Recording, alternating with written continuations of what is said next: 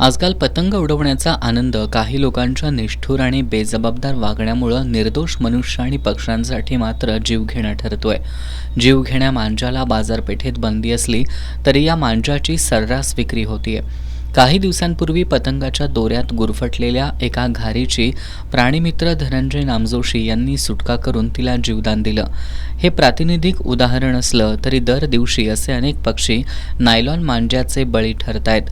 चिंताजनक बाब म्हणजे फक्त पक्षीच नव्हे तर माणसांना सुद्धा या नायलॉन मांजामुळे गंभीर दुखापती होत आहेत.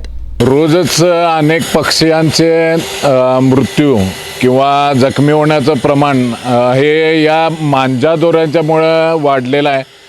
रोज आम्हाला किमान 2-3 कॉल तरी असतात की दोऱ्यामध्ये पक्षी अडकलेला आहे आणि त्यामुळेच आमची वारंवार विनंती असते की हा मांजा दोरा घातक ठरतो या पक्ष्यांच्यासाठी. त्यातच नायलॉन दोऱ्याच्या विक्रीचं प्रमाणसुद्धा अजूनही थांबलेलं नाही. काही जण नायलॉन दोरा चोरून विकतायत. तर आमची हीच विनंती राहील की हा दोरा किती घातक ठरतोय हा जरा विचार केला. पक्षी प्राणी यांचे मृत्यू तर होत आहेतच, शिवाय माणसांच्या सुद्धा जीवावरती हा बेतायला लागला.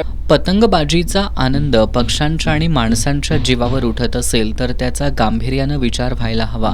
नायलॉन मांजावर बंदी असताना त्याचं उत्पादन आणि विक्री होतेच कशी असा प्रश्न उपस्थित होत असून या बंदीची कडक अंमलबजावणी करण्याची गरज असून पतंग शौकीनांनी सुद्धा या जीवघेण्या नायलॉन मांजाचा वापर टाळणं गरजेचं आहे.